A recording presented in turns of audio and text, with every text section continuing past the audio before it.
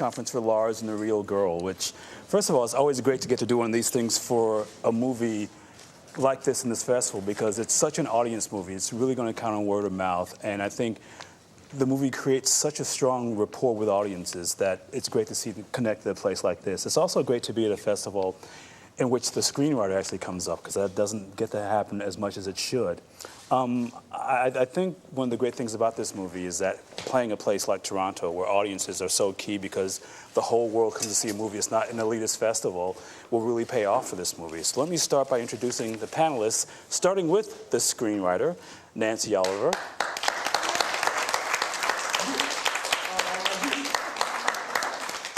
One of the stars, the estimable Patty Clarkson.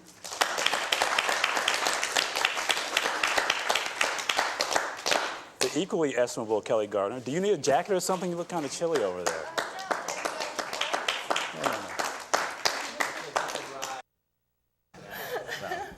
I guess this is cable now, right? Thank you, Paul. Yeah. I'm going to continue anyway. Paul Schneider, one of the actors in the movie. Emily Mortimer. You need a jacket, Emily? You okay? You're not too cold, are you? Ryan Gosling, the star. Lars. And the director, Craig Gillespie. Now, Craig, how does a movie like this come to a first-time director? Actually, John Cameron, who's sitting down, the producer on the film.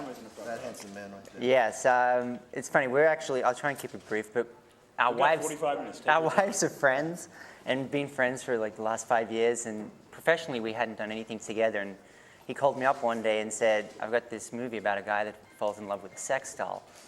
And I was on the set of something else, and I almost said, "Don't bother."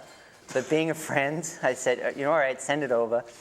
And I did. He did, and I didn't get around to it for a few weeks. And then my wife picked it up, who's a much tougher critic than I am, and she said, "Have you read this?" And I said, "No, I haven't picked it up yet." She's like, "It's really good." And I was like, "Really?" Okay. So I picked it up and I read it, and it really hasn't changed since that first draft that Nancy wrote. And then we met Nancy and talked about it and gave her my take on it, and we kind of all agreed to try and do it together. Now, Nancy, where does something like this come from? A dark and mysterious thing. I had a weird job where I came into contact with a lot of perverse websites and lonely guys, and the seed was planted, and I kind of took it from there. Wait, what was the job? That's a deep, dark secret. Well, there's only a few of us in the room, so I swear we won't tell anybody. And I trust you all, but no. No.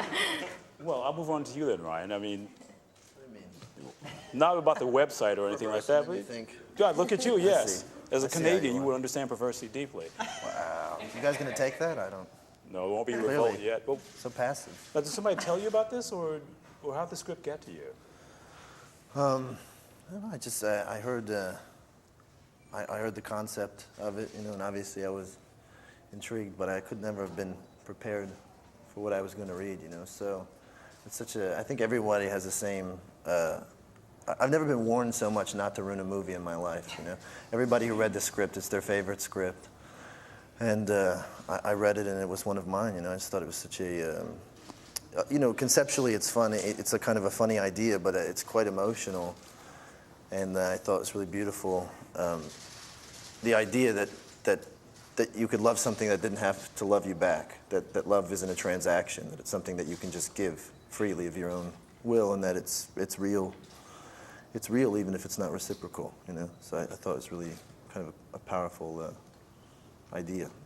But it's interesting, too. I'll turn to you, Patty, because you get to play the person who has to deal with him about this. You can sort of see the feelings welling up in you, and it's sort of interesting to divide between your character, the shrink, being the professional, and the person who's also dealing with them, too. How did you figure out a way to play that? I mean, because you could have just sort of been detached from it, but you weren't. Well, I want to say first, when I was told that it's a movie about a sex doll, I was like, send it quickly. I want to read this.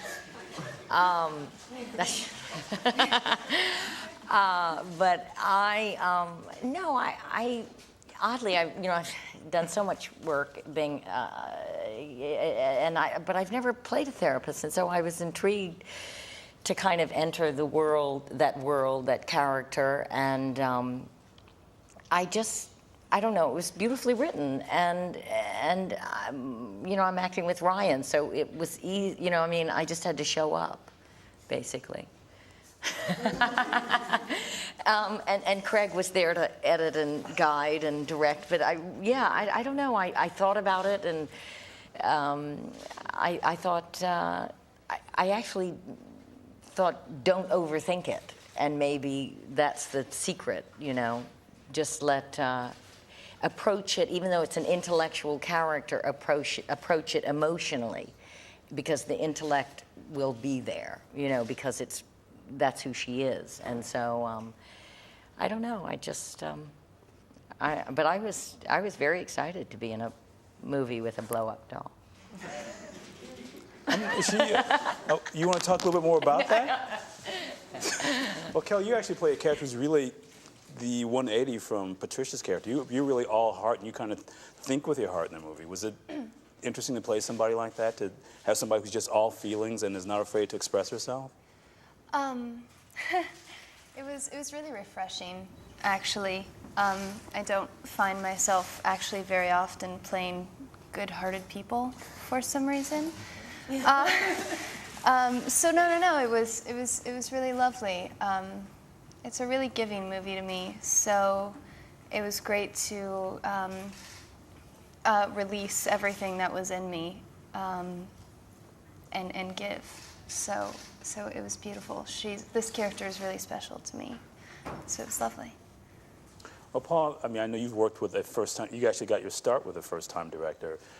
This is a pretty complicated character to play in the community with a first-time director. Were those concerns for you? Well, I'm concerned about everything I do.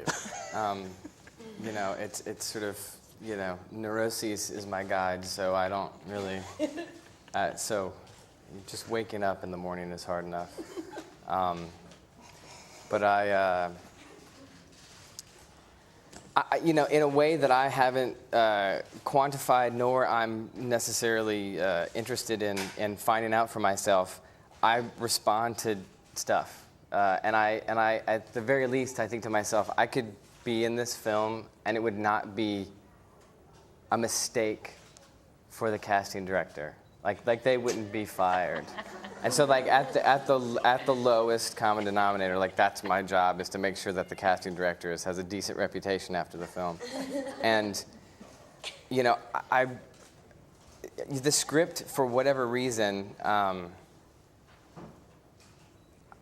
I just saw myself in it, and I saw how I would do it, not any better or worse than anyone else, but I thought, okay, that wouldn't be a mistake if I was in this film.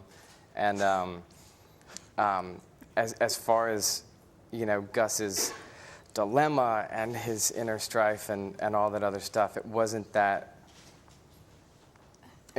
hard to engender that with, really solid coworkers. And at the end of the day, what Patty was saying about not overthinking it is really important, because we just have to show up and do a job of work and not concern ourselves with how artful it all may be, and just sort of listen to each other at the end of each scene and then move on to the next one. So I didn't think a lot about his inner struggle, because it was all right. Nancy did the thinking. So, do you feel the same way too, Emily, that a lot of that was there on the page and it was easy to commit to for that reason? Yes, it was. It was the most beautiful script to read, and a complete no-brainer, more so than anything really I've done, I think. You just wanted to be in it when you read it and loved it. But having said that, we did do some method acting, me and Paul. We went to Walmart together and had a burger, and that's the most method acting I've ever done, and it was really fun. We went to a hamburger Walmart? We went to Walmart first to do our grocery shopping, and then we went to an Applebee's or something afterwards and had a burger. That was your... And a little quarrel. That was your preparation? Yeah. Oh, no, you know what we did?